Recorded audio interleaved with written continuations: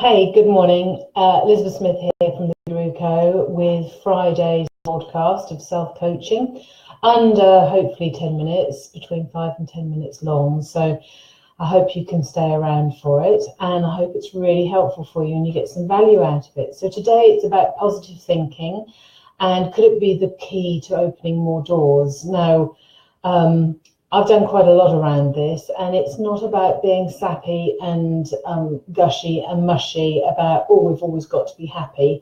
It's not about that, because there's nothing more irritating.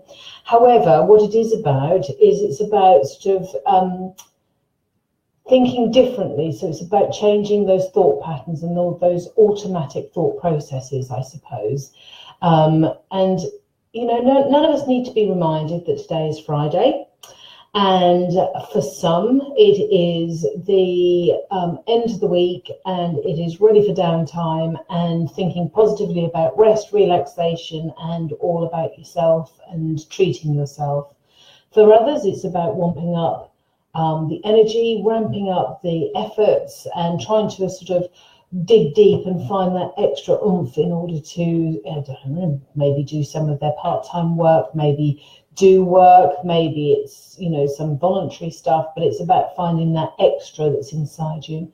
And for others, in actual fact, it's the door that opens to loneliness, because at the weekend there isn't a huge amount for them, and automatically that's where their minds go. So it's about how we actually tackle those sorts of things.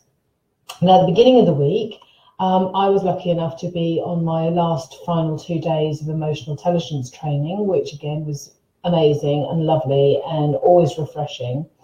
But whilst I was sitting there and I was talking to this group of HR managers, you know, and senior people and professionals, and, you know, we were talking away about what was going on in life and in work life. And I found myself, when we went into the check-in, apologising for feeling okay, and actually looking at the time that we're in as quite positive and as a way of moving forward and clearing out a bit like a spring clean.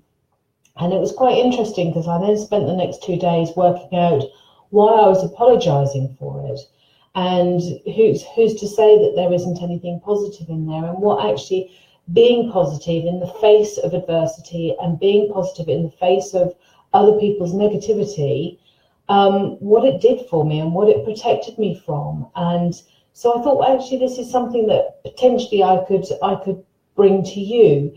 So, you know, it's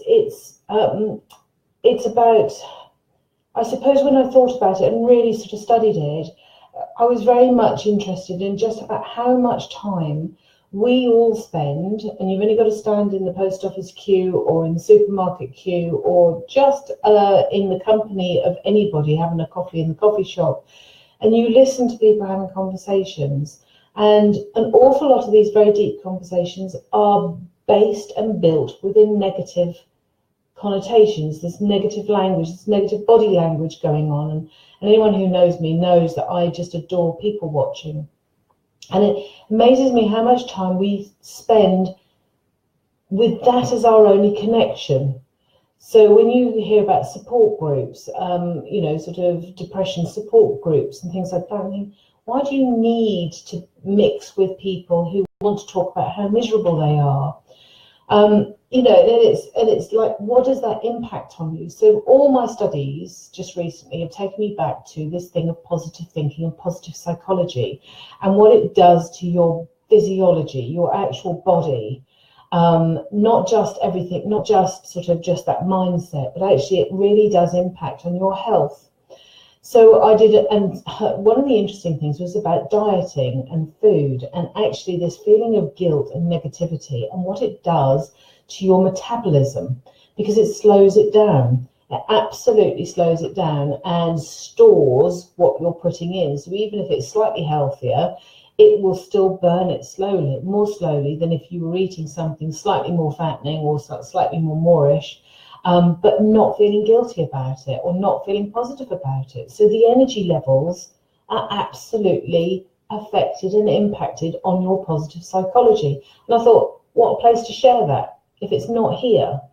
So this is the self-coaching bit for you today, and I hope you do get something from it, because what I'm going to suggest is you spend just a few moments thinking back over the last week and towards your weekend, and find things that you've got gratitude for, you're grateful for, the things that happened, even if they were negative at the time, but you're grateful actually that it's happened, because it's given you something new, it's given you a new outlook, or it's given you a new future.